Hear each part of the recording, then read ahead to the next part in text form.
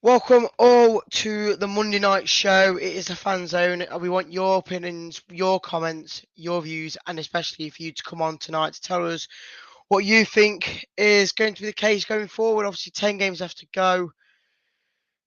We've got no manager at the moment. Obviously, Stow and I think Adam Stanley are taking charge. I don't know for sure, but I'm guessing that's what's going to be happening for the next few games until we either bring in an interim, a manager in, or even wait to the summer. I'll tell you my thoughts. Obviously, we've got some other people to come in as well for that, but we've got 10 games to go.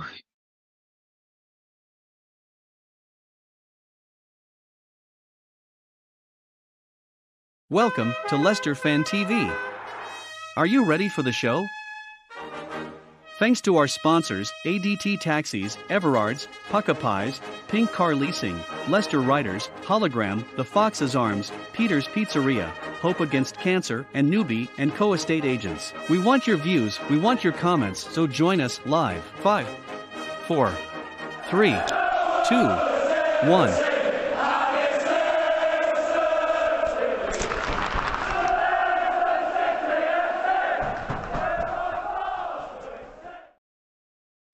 Few technical problems there. My mic keeps getting cut off for some weird reason. So if it does again, Tom will have to take charge, but we are back for now. So hope everyone is doing all right. Councillor, welcome, mate. Appreciate you coming in. Evening. I believe that we'll start playing now. Rogers is gone. I think so. I think that might be the case. There's so many things that we could say. I honestly think it was maybe a bit of a dodgy decision, just because if we do go down now, for me, I think we've put a bit more solidity in the team with him in charge. Whereas now it could be quite reckless, could be quite out of position a lot of the time. I'm not too sure what people think to that. People say, as Ben Morgan says, they don't agree with me, but there's always many comments that will say different, and everyone's allowed their opinion. Obviously, they are. Again, I was on the Rogers inside. There's going to be a lot of people that were on the Rogers outside. Great, you did say. Oh, so I think Tom said in the background that Potter isn't coming. There's a tweet out saying Potter said no to us, which isn't good, I guess. But there is many other managers that are in the talks coming in. The likes of Rafa, the likes of I can't say his name. I don't know how you pronounce it, but there's many other managers. Apparently, Pearson's back in.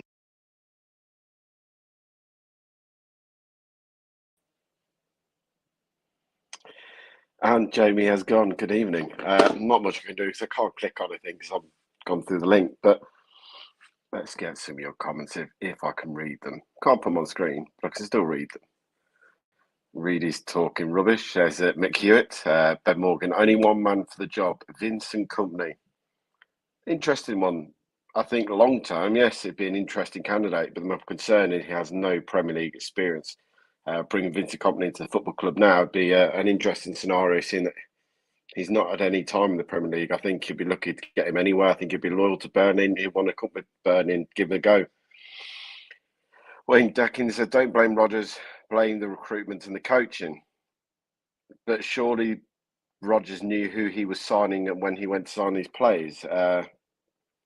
He wanted to sign Daka. He wanted to sign Simari. He wanted to sign Vestergaard 12 months before we signed him.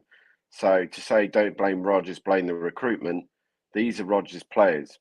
Brian Bertram, another Rodgers signing. He signed players that weren't good enough for the Premier League or had some experience in the Premier League, but have basically shown that they aren't good enough. Josh Smith said two up front smart. Most definitely two up front smart, Josh. I completely and utterly agree with two up front. It's got to be a Vardy and Iheanacho for me. Go a bit of old school. Got to mix it up and try something. If he'd just been paid 53 million for getting sacked, I'm not sure I would have preferred Patrick Hook. I presume you're talking about Potter. Yes, obviously, I think he's just paid. Chelsea just had to pay 50. Well, they paid 20 million to Brighton to release him. They've now just paid him 53 million for sacking him. Matt Fudley says Nigel Pearson. Good old Nigel, but don't see him coming back, sadly. Tom Takeover, long live the king. Keith. Evening, Mark. Hope you're keeping well. Good evening, Councillor. Hopefully see Cags, Mendy, Ricky P, and Kel start tomorrow. Obviously, our teams were put out earlier, and my team do consist of Cags, Sunchu, Mendy, Ricky P, and Curl all starting in a 3-5-2. Andy Meadow says we need a manager who can hit the ground running. For me, we need a manager to come until the end of the season. It's not about the long term for me, that's the short term. Someone to come in and steer the ship, get that 5 wins, 4 or 5 wins to get us over the line, and then we need to look at where we're going as a club, because obviously the summer is going to be a massive rebuild. Whoever comes in has got a massive job on their hands, because Tillemans is gone, free, nothing. Madison will probably leave for 40, 50 million, maybe 60. He's got 1 year left. You're obviously going to lose a Mendy, you're going to lose a Marte, you're going to lose Soyuncu. You've lost 5 big players who played quite a bit of football they had over the years. Nick Moore said, don't blame Rodgers, give me a break. He signed off all the Deadwood players. Bertrand Vestergaard, Perez, need I say more? There's another one. Perez will go in the summer as well. Another one at 30 million, never worked out. Would you take Rouse Hootenautel, Tom? If it was over him or Rafa Benitez, I would take probably Hootenautel over Benitez. I think he would give you a bit more, probably the spirit, I think, would lift big time. I'm not saying he's going to be the solution long term, but I think short term he might give the players the lift they need. I think to a Villa and Bournemouth, you give it to Stow and see what happens. Rob Edwards says Cags should have been starting. Rodgers treated him so badly. Completely agree. I looked at, I'm not sure if anyone's seen the performance from Turkey midweek, but the performance from Kagalo Soyuncu against Turkey's international break, he was man of the match. He ran the show. The council club needs to show intent and ask to speak to Thomas Frank at Brentford. He's the man. He is the man, but I don't see him getting him until the summer if you're going to get him. And it's the same with Potter. Potter's now, I think, he's probably mentally drained after the last 7-8 months of what's gone off with Brighton. And Jamie's back in the room. Yes, I'm having to go to my phone because my headset decided to die on me. So I've just seen a tweet here, actually, that Rob Dorsey saying the chairman will fly into the UK tomorrow to search for the new manager. Apparently so. So that could be the case. Anything else to say in the comments before we do bring a few more people in to get their thoughts on what's happening going forward? We need someone who can give the team a boost. I'm hoping it's already done by getting rid of Rodgers, to be honest. I think that's kind of hopefully, like the words say, taking the shackles off, I guess, and hopefully they can play a bit more with a bit more freedom and hopefully push the team on to win a few more games. Squires does say get Big Sam in. I'm not too sure I'd do that because I just feel like it's a bit of a dangerous move. Do you not? We're talking about this last night, and people. I'll put a tweet out later. I was on the Football Daily for BBC last night talking about this, and ex-Leicester player Curtis Davis was on there talking to us about it. He says, who do you want as manager? Who's the manager to bring in? And the words, do you want a Sam Allardyce? Do you want a Tony Pulis? And my words were, the days of those is gone in my view. The days of bringing in Sam Allardyce, Tony Pulis, Steve Bruce, I think have gone. I look at Allardyce and look what he did at West Bromwich Albion last time he was there in a relegation fight. He had no impact. They went down. Leicester beat them 2-0 and there was a whimper of the game. We should have destroyed them. Again, another game Leicester didn't take the chance in. So for me, the days of going to get, I think the days of those kind of managers are going out the window. There's maybe one or two around who you would turn to and say that's the kind of manager to do it. Sean Dyche is probably in that mould now. Neil Warnock's still going, in fair place to Neil Warnock. He's still doing a Huddersfield massive win for them at the weekend, beating Middlesbrough 4-1. I think that kind of manager is sort of the dinosaur. It's a dinosaur era now to bring in a manager because he's old, he's defensive minded, and he'll try and give you stability. So don't see it being like that. I think if the only one who probably fits that build is Rafa Benitez. That's the only problem one who still is in that mould still now. But again, Rafa Benitez also has proven what he can do when he has the ability and the players to do it. We saw at Liverpool what he could do. We've seen at Newcastle at times when he can do things. And the Liverpool, the time when he left Newcastle, the fans were gutted he had left. So don't just think that Rafa's a defensive-minded manager. He knows how to play football to win games. No, thank you.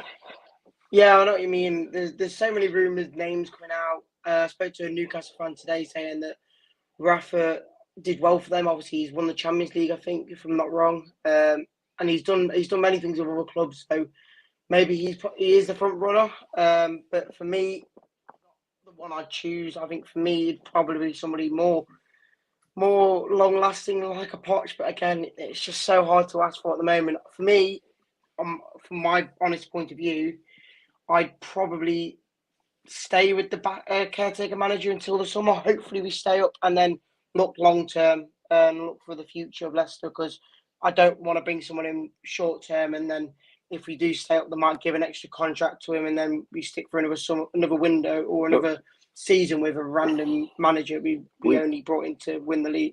Stay up. Sorry.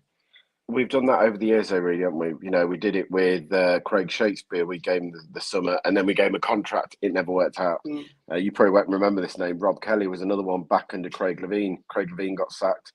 Rob Kelly got the manager's job. Did brilliant. Kept us up in the Championship. Then got his full-time contract, and it went tits up at the end. So, look, I think whoever comes in, it has to know this is a short-term thing, unless you really hits the ground running and proves it.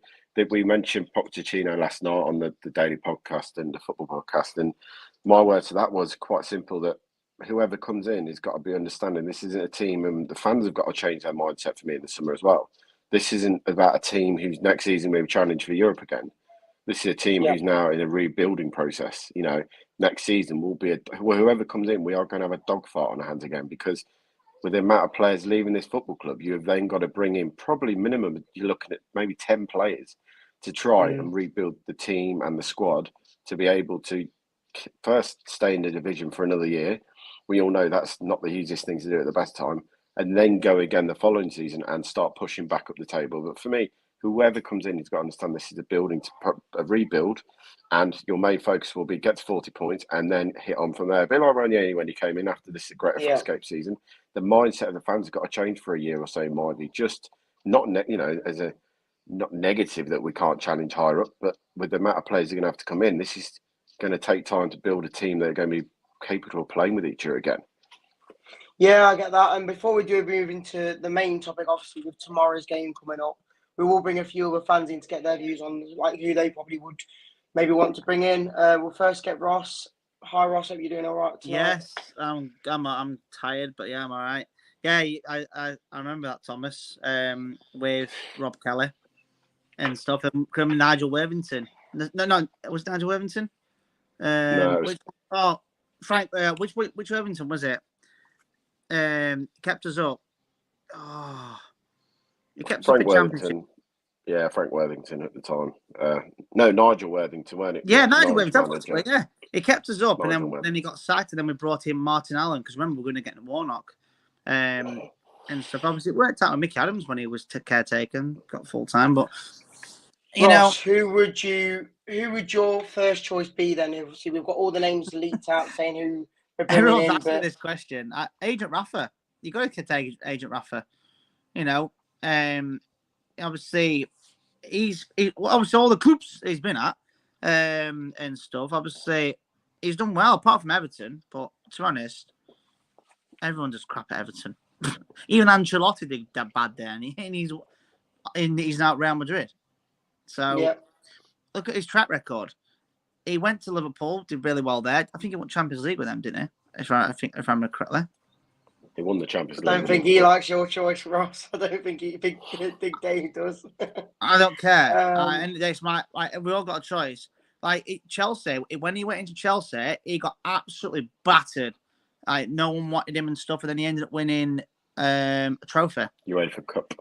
UEFA Cup. Yeah. There you go. Yeah, Europa League. All of a sudden, they only started to warm to him just as he's leaving. So I'll take Agent Rafa. End of the day, when he went to Newcastle, obviously it was too late for him because they did really well actually. Because remember his first game was against Leicester, but obviously it was too little, too late to save him. But he got him up in Championship, got him up and brings stability to him, and they did really well. Obviously they're doing better now, but at the time Newcastle they were happy with the 12th player's position. But no, Agent Rafa for me. 100%. We'll bring Jason Mills in here now. Hi, Jason. How are you doing? Evening, guys. How are we? Well, give us your kind of views on what the situation is right now. We've all been crying for Rodgers to go for God knows how long. When now we're in that kind of bit, as if to say, well, what now? Now that sort of Potter's give us the heave ho. He's turned us down. I'm inclined to sort of go with sort of my choice as well. Would be Rafa as well. Well done. You know, he is proven wherever he's been. Obviously, people keep reverting back to the Everton saga, but he was on a hide into nothing there anyway, because their fan base was never going to accept him anyway. No. Because of his Liverpool links before. But you know, I think get him in, unless the owners have got someone else in mind that we haven't even thought of out of left field from somewhere. He'd be my choice after Potter. Yeah, no worries. Anyone else want to say anything before we? I'm not surprised Potter's turned us down, not because it's Leicester, but as Thomas just said then about, you know, since September he's been there and he's grown. He's probably grown a white beard. He'll feel like Santa. You know, that Chelsea job. Obviously, they've brought in players that nobody's heard of.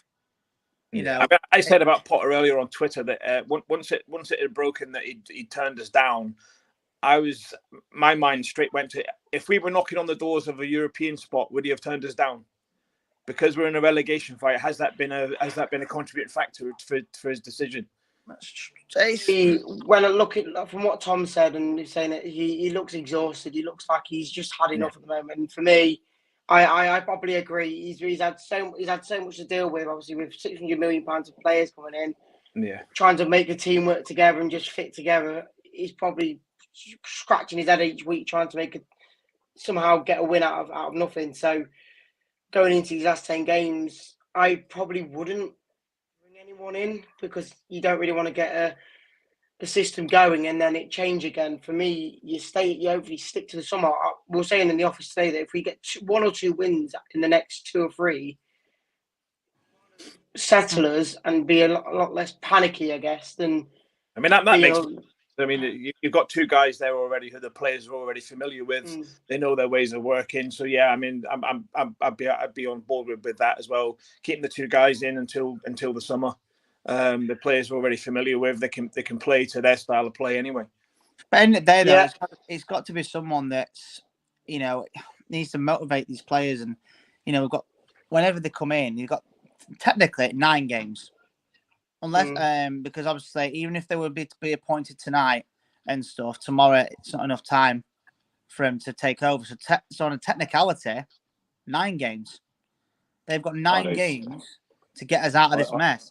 Yeah, it's going to take something. I said before, it's going to take something akin to what happened in 14-15 season when we won 7 of the last 9. It's probably going to take something of that kind of stature to get us out of this. Well, we could ask Pearson.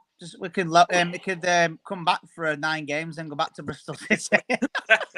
Yeah, that actually crossed my mind as well. I'm just looking at comments. Dig Dave said about Rafa was terrible, but yet he said about Neil Lennon. Again, everyone has their opinions. I know, I get that. But Agent Rafa is proven a track record. Yeah. Everyone here says if we're talking into managers hassling us till the end of the season, might be a good option. Again, I'm not sure. I don't want anyone that comes in just to put Leicester in. Probably knowing him, yeah. And he's lost 9-0 twice. We'll move on from the manager chat then, and we'll move into the game tomorrow. Obviously, it's a big game. It's probably one of the biggest games now, because if you beat them, I looked at Southampton have Man City next as well. If we can get our win here and Southampton do lose, they do go 3 points adrift. So a win against Villa tomorrow realistically will help us out massively. It's going to be a tough game. I think it's going to be a lot more positive at the ground tomorrow with Rodgers gone. Hopefully, even if we go down, a lot of the fans will try to still back the boys, I guess. But Tom, I want your views first on tomorrow's game. Obviously, you'll be there. What is your kind of take going into this game? I think before the weekend or Saturday when we spoke, or Sunday morning when we were chatting about Brendan Rodgers still being in charge at the time, the feeling was no one was looking forward to it. It's going to be a toxic atmosphere, and as soon as we go a goal down, what was more likely would have happened that the crowd would have completely turned, and that would have jeopardised the game. I truly believe that's the reason Top got rid of him, because of what had happened Saturday after the game with the fans all chanting his name. Not just a section, it was the whole away end chanting, "We want Rodgers out." I genuinely think they'd come to a point where they knew that the fans were not going to stand for anymore. I think they probably knew it was coming to a point there'd be protest outside the ground if it continued, protest inside the stadium. What would not have given the players anything more than just, well, what's the point? Everyone's completely given up on Brendan, so what are we going to do? I go into the game now, like I said last night, it's a completely different feeling. Like, I'm optimistic what this team can do by taking the shackles off them, not telling them they've got to pass the ball sideways and backwards and sideways and backwards. And I really feel shaky, and he's done it before, but not shaking. Staley will literally just go and play. You know, he'll set his team up the way he needs to defend, but I think he'll say to the likes of Vardy, Nacho, Maddison, you know, go and have a run at them. Depending what formation he plays, KDH, get forward when you can, support the men. Mendy, just sit in front of that back four and just pick the ball up and then pass it forward. Don't go backwards. Don't go sideways. Put it into the corner. Let Vardy run onto a couple like the olden days. Really go a bit of old school and just be free. Just play with no fear. And I think sometimes this season that's been the biggest problem. We played such a structured way, and it's so boring at times when it's not working because we've not had the players to play the football in the final third, and that's been the biggest problem. You get the ball forward, and 2-3 years ago we were playing tippy-tappy football and destroying teams because we were getting it so fast and so quick and so accurately around the box. We were getting in. The last 18 months we've just completely not been able to do that. The ball being moved so slowly around the park. When it gets to the final third, everyone is set so deep and set so well, we can't do anything. So I feel that tomorrow the shackles will be off and it will be go and play, boys. Enjoy yourselves. We have nothing to lose now, in my view. The whole thing was it's in our hands. It isn't our hands now. Teams are pulled away from us and we're all on the same points. You know, West Ham has still got a game in hand and they can go further away from us. So for me, it's just go and play. You know, going back to the point Ross made earlier about whoever comes in is going to have 8 games. I don't look at that because I don't see anyone coming in before Bournemouth and having time to settle in.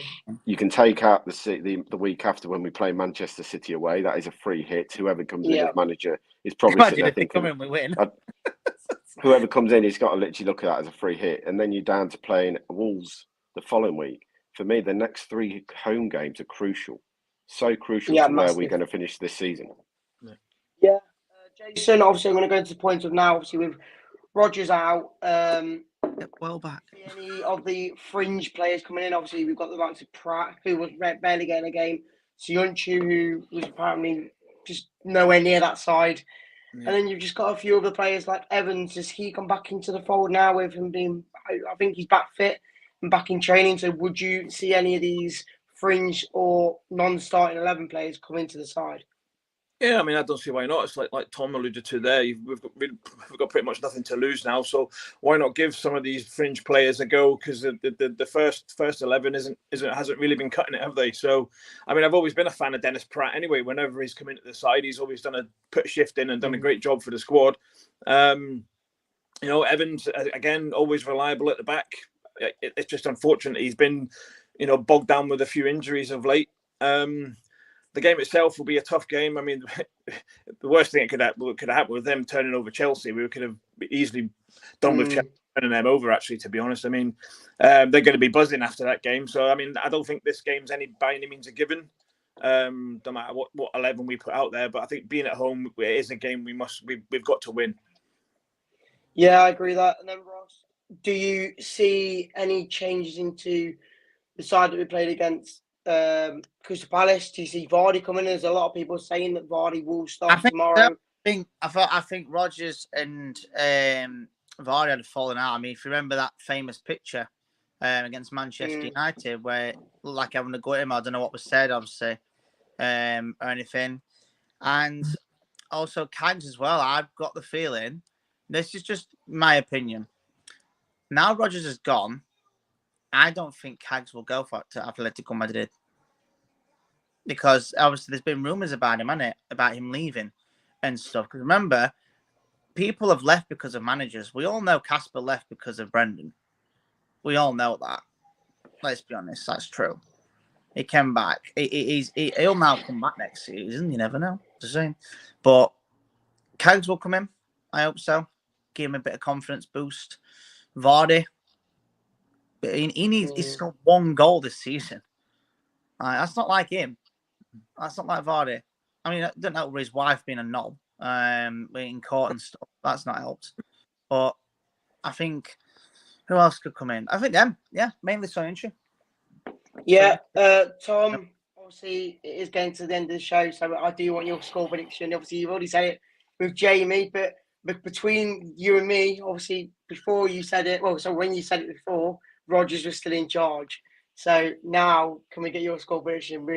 If now Rodgers not being in charge. I'm going to go for a 2-0 win and a clean sheet. Really, really positive performance tomorrow. I've really got a good feeling that the team will be lifted by Rodgers not being around. I think he said it all in my view that only one player out of the whole squad has said thank you to him, and that was Ricardo. The rest of them, I've seen a single tweet. Normally, when a manager leaves, there's always a thank you. To see that Ricardo was the only one to say that says a lot in my view about the squad and where they'd come to with Brendan Rodgers. Just before we come in, I was watching Monday Night Football, and Gary Neville even said it seems like the players had literally got to a point where they were bored of listening to what he was saying. And players come to a point when they're like that, they're not just going to perform and they can't do it. So a 2-0 win and a nice clean sheet for Danny Leveson, who deserves one, beyond you, after the last couple of performances. Can we just appreciate Daniel Everson appreciation night a minute? Because we've been crying out. People were saying, "Oh, Everson's not ready. Everson's not ready." All that palaver. If it wasn't for Daniel Everson on Saturday, it would have been about 20-0 in the first half. You know, and I'm hoping that whoever the manager comes in, caretaker or what, he sticks with Everson. Because Daniel I honestly said this in the office. I said that because Rodgers isn't in charge now, does the team get changed quite a bit? Do we see the likes of Evans come back into the fold because he is the captain? Do we see the likes of Vardy come back in? Do we see the likes of Ward come back into the fold? I don't know. I hope not. But for me, Iverson stays in that role because the last 2 games he's made some brilliant saves. Yeah. I mean, he's just been caught out with 2 stupid deflections that have gone in. Yeah. I mean, the players have got to have a bit of input as well. If they say to the interim managers, "This is how we want to play. This is play to our strengths. That's the way we've got to play." You know, I mean, it's like we've been, you know, like Tom said earlier on, we've been shackled for too long. These players, they've just been shackled for too long, not been playing to their strengths. It's been keep ball, pass the ball backwards, sideways. It's been utter dross. I mean, I said on Twitter yesterday that the Brendan turned out to be what we were told he was going to be by Liverpool fans that I know. They all said he was a 3-year manager at best, and then that is just utter dross. Which that's exactly how it's panned out, hasn't it? Really, to be honest. You know, just a year over, but yeah. I mean, I'm gonna sit on the fence and say we're gonna take 4 points from the next 2 games, but tomorrow will be a draw, and we'll beat Bournemouth. Wow. Fair enough. I think I'd take that against the likes of Villa. I think obviously they've just beaten Chelsea, so I think for me, draw is good enough, but a win would be even better. Ross, and before we let both of you go, it's still a derby. It's a Midlands derby where we want to admit, no, it's a big game, massive game. Let's not forget we beat him at Villa Park, and we were there, Reeedy. That was probably our best game of the performance of the season. Yeah. You know, with Tete, came alive for 1 game and then suddenly just gone away for a bit. Hopefully Tete can shine a bit as well. Yeah. That's another thing I want to bring up before you wrap the show up. Tete, that first game, it was unstoppable, and obviously since then he's just it's not been very good. I'll be totally honest. Tomorrow, I do not want to see wingers. For me, Barnes, as much as Barnes has got probably apparently he's top goal scorer and top assister, for me, he just isn't showing off. And the likes of Tete, it was just too weak against Palace. So for me, I'd go 2 up top. Know what we do best. When we came back to when Cole scored 14 goals in the last 10 games, or whatever it was. The other season, for me, you put him up top with either Daka or Vardy, whoever you choose, and you use your wing backs as your width. And for me, that's how you play going forward. But Ross, before we do finish, can we give a scoreline? Score prediction. You know what? I'm going to say, 3-2 Leicester. I think it'll be an entertaining game. And also, someone's putting a comment about Jesse Marsh. No, I would not. No, so just been in the comments. I'll just relay one thing about Jesse Marsh. Jesse Marsh turned down. Who did he turn down? No, he didn't. He did Southampton. Southampton. He did turn Southampton down. No, he turned it down because. Oh, did he turn it down? Sorry, he turned it down But yeah, it broke down because Southampton offered him a contract till the end of the season, and he turned around and went, "No, I want a 2.5-year deal." Of course he does. Any manager in the Premier League wants a long-term deal, especially if you like Potter and gets a £52 million payout. You know, he wanted a long-term deal, and Marsh said, "Well, if it's not long-term, then you don't see me as the long-term manager. I don't want it." So I can't see Marsh coming to us for 10 games I get now. that. I just said someone just put it in. Oh no, I'm just saying because I think or- I've seen his name chucked around a lot, and I just think people need to understand that he's turned down Southampton because it's a not long-term job. Whoever gets this job will be a short-term manager, in my view. Yeah. Top is not, because if you give a manager a 2.5-year deal and we get relegated, and then we're stuck with a manager in the Championship who doesn't want to be there, he ain't going to want to play football and win games. So I think whoever comes in is a short-term hit till the end of the season. Yeah, I totally agree. Ross, Jason, thanks for joining. Appreciate you coming on to the show. Cheers. In a bit, lads. You left. Obviously, we are going to Peter's tomorrow for a pre-match lunch. It would have been so much better. Or it's so much better now that we are going with hope before the match instead of being in despair because of Rodgers being in charge. So hopefully we can get a bit of a pre-match buzz going along. So thank you, Tom, for coming on, and we'll catch you on the next show. I'm guessing you'll be doing a away fan show for Bournemouth, I'm guessing? Yeah, probably on Thursday night that will be. But as we will say, if you're in Pizza tomorrow and you see us in there, come and have a chat, come live. As we say, we're for the fans, by the fans. Come and join us, come and have a sit down, have a chat, and tell us your views, because that's what the channel's here for. Not just to talk to me and Reeedy all the time and Ross and others. We want new face on here. Like I say, when the link's out there, if you want to come on, come and chat to us. We're all friendly. Let's say tomorrow, pizza, 5:30. If you're around the area, pop in, say hello to us. We'll have a chat and we'll get your predictions and stuff like that on as well. Yeah, of course, no worries. Right, Cheers, Tom, mate. appreciate you coming on, and I'll see you at Peter's Good tomorrow night. night. See you in a bit.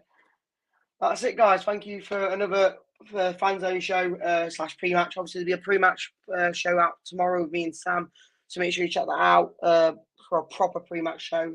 Phil is away, so he'll be back next week for his Monday night show, and then you've obviously got the watch-along tomorrow as well with probably Elijah and Michael, I'm guessing so, but appreciate you all coming on, and we'll catch you all on the next show. Appreciate it, guys. See you in a bit. Thanks for watching Leicester Fan TV. Thanks to our sponsors, ADT Taxis, Everards, Pukka Pies, Pink Car Leasing, Leicester Riders, Hollogram, The Fox's Arms, Peter's Pizzeria, Hope Against Cancer, and Newby Co estate agents. Make sure to follow us on all of our social channels at Leicester Fan TV. Visit our website, leicesterfantv.com.